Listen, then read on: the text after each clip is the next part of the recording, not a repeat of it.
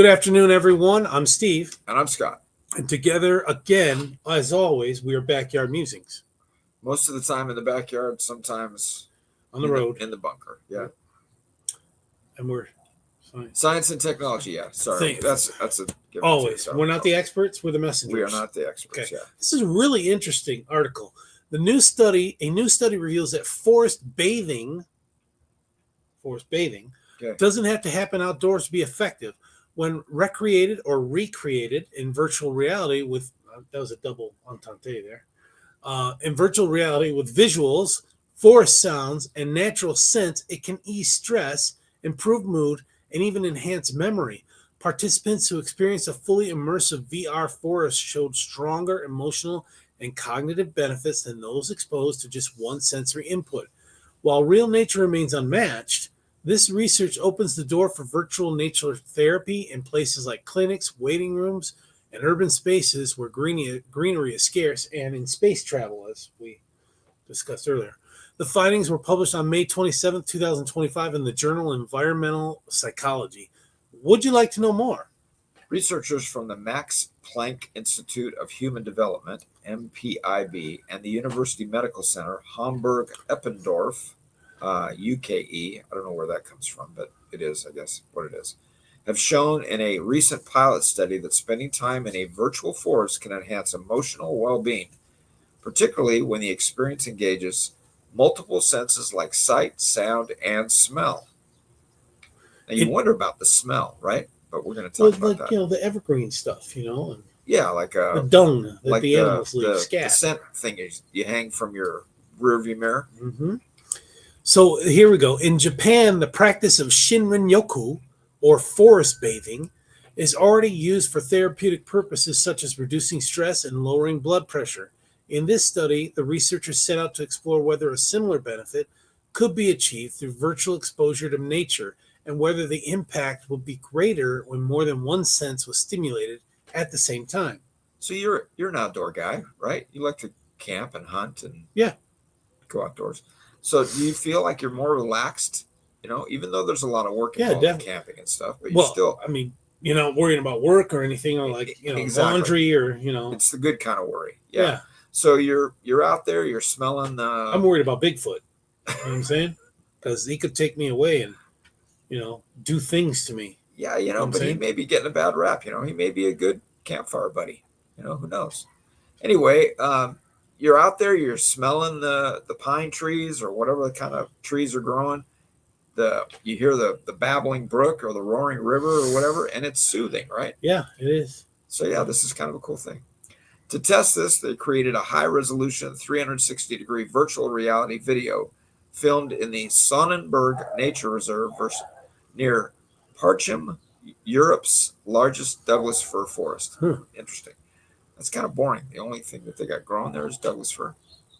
Anyway, the video included natural forest sounds and the scent of Douglas fir essential oils. Okay. Participants experienced the simulations either as a full multi-sensory session with visuals, audio, and scent combined, or in the simplified version that focused on just one sense, visual, auditory, or olfactory. Either one of those three. What is olfactory? The smelling. Smelling. So only one of those three. Okay.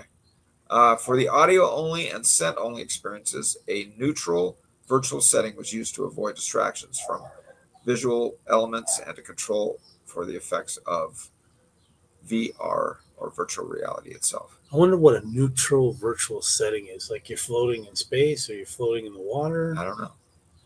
Did you ever go to one of those IMAX theaters? When you're like in a huge.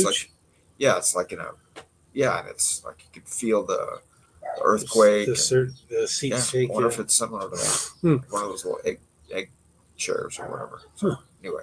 More than 130 participants were first put into an acute stress situation using stress-inducing images. Then, equipped with VR glasses, they experienced one of the 4 forest simulation bathing variants. The results show that the combination of all 3 sensory stimuli led to a significantly greater improvement in mood and a stronger feeling of connection with nature compared to when individual sensory stimuli were presented. In addition to positive effects on mood, There were also limited improvements in working memory, the cognitive function that enables us to store, process, and retrieve information in the short term. Okay. However, the researchers point out that the effects are area specific and cannot yet be considered universally valid. Further studies with larger samples are needed to confirm the results and provide a better understanding of the mechanisms behind the restorative effects of virtual nature experiences. What do you think they meant by area specific? Like geography area or Well, yeah, you probably wouldn't do this brain, area of the brain specific? Yeah, you probably wouldn't have one of these if you were in the middle of the Mojave Desert. Although No, some people there's think no being in the sounds. Mojave Desert is beautiful. There's no sounds. Yeah, at night you might hear a coyote or something like that. But yeah, so you're going to pick an area like a rainforest Or or the ocean, Pacific Northwest, river, like Canadian river. Pacific Northwest. Yeah. Yeah, by a river or Uh-huh. whatever. So like the ocean, surf breaking and stuff. So. Yeah, so we use ocean sounds when we go to sleep. We play the ocean sounds on our speaker. Oh yeah, my wife has tried that too. Bugs me. All right, quote, we can already say that digital nature experiences can absolutely produce an emotional effect, even if they don't replace actual nature, reports Leone Asconi, lead author of the study and researcher in the Neuronal Plasticity Working Group at the University Medical Center Hamburg, Eppendorf, UKE. Simone Kuhn, head of the study and director of the Center for Environmental Neuroscience at the Max Planck Institute for Human Development, adds, quote, especially in places with limited access to nature, such as clinics, waiting areas, or urban interiors, multisensory VR or virtual reality applications or targeted nature staging could support mental well-being. The images, sounds, and sense of nature offer a previously underestimated potential for improving mood and mental performance in everyday situations, unquote. Space travel, too, I'm telling you. Yeah. Well, you're really out of it then, right? Because you got nothing. Nothing. Yeah. Kuhn conducts, and it's probably stressful, too. Kuhn conducts intensive research into the effects of the environment on the human brain and, together with colleagues from the universities in Vienna, Exeter, and Birmingham, was recently able to prove that just from watching nature videos, patients perceive physical pain as less intense. Okay, so this is entitled Forest Bathing, right? Forest bathing, Japanese. I've heard of people wanting to garden naked, so maybe this is the next best thing. Oh, please. Pinball, he's a gardener. Not naked, though. I don't know. I'll have to text him and ask him if he gardens naked. Yeah, I've known somebody that was their aspiration to be able to garden naked, have a piece of property big enough to where they could garden naked. Then you could just make your own fertilizer, right?